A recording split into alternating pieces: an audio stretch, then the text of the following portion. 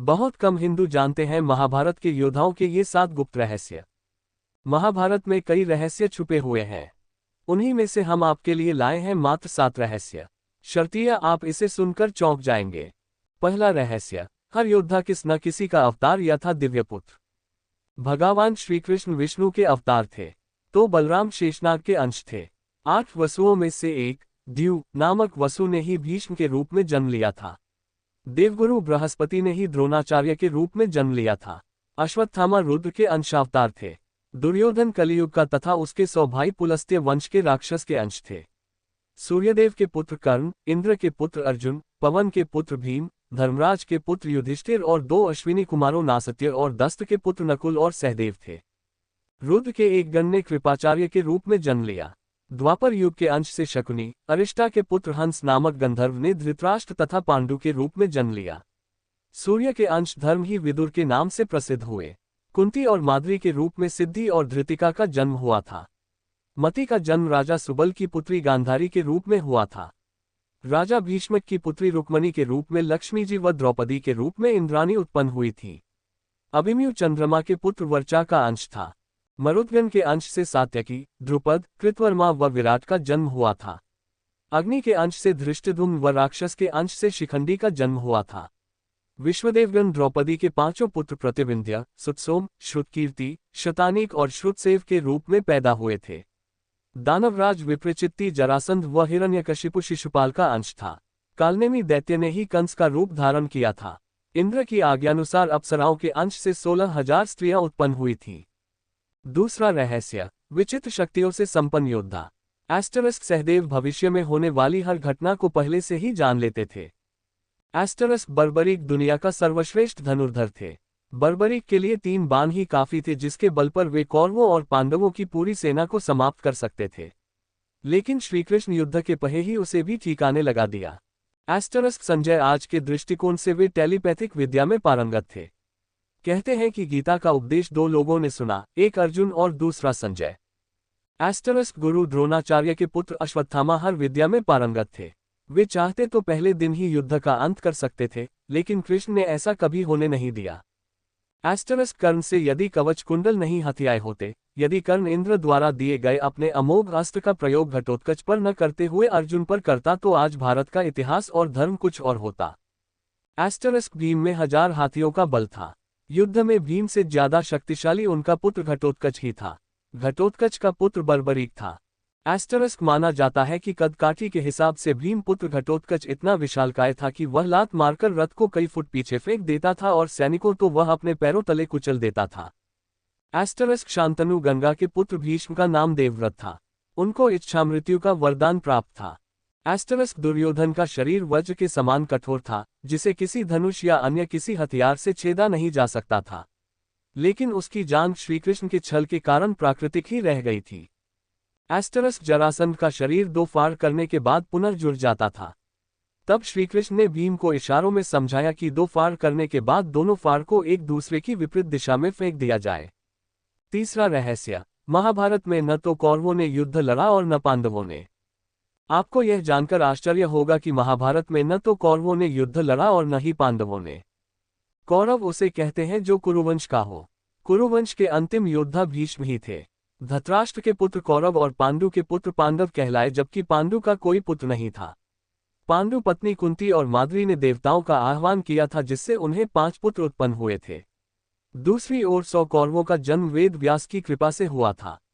ये भी विदित हो कि वेद व्यास के पिता की कृपा से ही अंबिका से धृतराष्ट्र और अंबालिका से पांडु का जन्म हुआ, जबकि एक दासी से विदुर का जन्म हुआ था। चौथा रहस्य, रहस्यमय जन्म। महाभारत में किसी भी व्यक्ति का सामान्य रूप में जन्म नहीं हुआ।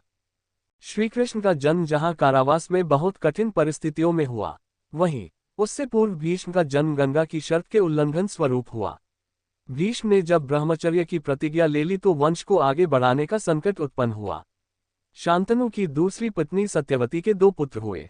इसमें से जीवित बचे विचित्रवीर्य की 2 पत्नियां अंबिका और अंबालिका ने निगोद द्वारा अंबिका से धृतराष्ट्र, अंबालिका से पांडु और दासी से विदुर का जन्म हुआ।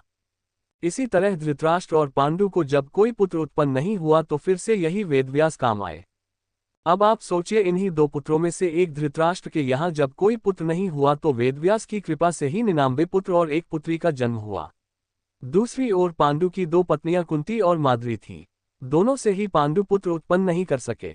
तब कुंती ने क्रमशः धर्मराज, इंद्र और पवनदेव का आह्वान किया तो युधिष्ठिर, अर्जुन, भीम उत्पन्न हुए। उसी तरह माद्री ने दो अश्विन कुमारों का आह्वान किया तो उनसे नकुल और सहदेव उत्पन्न हुए। इसी तरह द्रौपदी का जन्म भी एक रहस्य ही है। कहते हैं कि उसका असली नाम यज्ञसेनी है। यज्ञसेनी इसलिए कि वह यज्ञ से उत्पन्न हुई थी। द्रौपदी नाम महाराज द्रुपद की पुत्री होने के कारण था। इसी तरह गौतम ऋषि के पुत्र शरद्वान और शरद्वान के पुत्र कृपाचार्य का जन्म भी एक रहस्य ही है। कृपाचार्य की माता का नाम नामपदी था। नामपदी एक देवकन्या थी। इंद्र ने शरद्वान को साधना से डिगाने के लिए नामपदी को भेजा था। देवकन्या नामपदी, जानपदी के सौंदर्य के प्रभाव से शरद्वान इतने कामपीड़ित हो गए कि उनका वीर्य स्खलित होकर एक सरकंडे पर गिर पड़ा। वह सरकंडा दो भागों में विभक्त हो गया, जिसमें से एक भाग से कृप नामक बालक उत्पन्न हुआ और दूसरे भाग से कृपी नामक कन्या उत्पन्न हुई। ये कृप ही कृपाचार्य कहलाए। महर्षि भारद्वाज मुनि का वीर्य किसी द्रोणी, यज्ञकलश अथवा पर्वत की गुफा में स्खलित होने से जिस पुत्र का जन्म हुआ उसे द्रोण कहा गया। ऐसे भी उल्लेख है कि भारद्वाज ने गंगा में स्नान करती घृताची को देखा। भारद्वाज ने गंगा में स्नान करती घृताची को देखा और उसे देखकर वे आसक्त हो गए, जिसके कारण उनका वीर्य स्खलन हो गया, जिसे उन्होंने द्रोण यज्ञकलश में रख दिया। बाद में उससे उत्पन्न बालक द्रोण कहलाया। पांचवां रहस्य, महाभारत के ये उलझे हुए रिश्ते। महाभारत में द्रौपदी ही एकमात्र ऐसी स्त्री थी जिसने 5 पुरुषों को अपना पति बनाया था। महाभारत में भगवान श्रीकृष्ण के सखा थे अर्जुन, लेकिन अर्जुन ने जब श्रीकृष्ण की बहन से विवाह किया तो वे उनके जीजा भी बन गए थे। श्रीकृष्ण का अर्जुन से ही नहीं बल्कि दुर्योधन से भी करीबी रिश्ता था। कृष्ण और जामवंती के पुत्र सांब ने दुर्योधन की पुत्री लक्ष्मणा से विवाह किया था। इस तरह दुर्योधन और श्रीकृष्ण दोनों एक दूसरे के समधी थे। अर्जुन और सुभद्रा के पुत्र अभिमन्यु की पत्नी वत्सला बलराम की बेटी थी। अभिमन्यु का एक विवाह महाराज विराट की पुत्री उत्तरा से भी हुआ था। भगवान श्रीकृष्ण की 8 पत्नियां में से एक अवंती के राजा जयसेन की बेटी मित्रविंदा थी। पौराणिक मान्यता अनुसार मित्रविंदा उनकी बुआ की बेटी थी। छठा रहस्य, एक रात के लिए जी उठे सभी योद्धा। ऐसी मान्यता है कि महाभारत युद्ध में मारे गए सभी शूरवीर जैसे कि भीष्म, द्रोणाचार्य, दुर्योधन, अभिमन्यु, द्रौपदी के पुत्र कर्ण, शिखंडी आदि एक रात के लिए पुनर्जीवित हुए थे। ये घटना महाभारत युद्ध खत्म होने के 15 साल बाद घटित हुई थी। यह उस समय की बात है जब धृतराष्ट्र, कुंती, विदुर, गांधारी और संजय वन में रहते थे।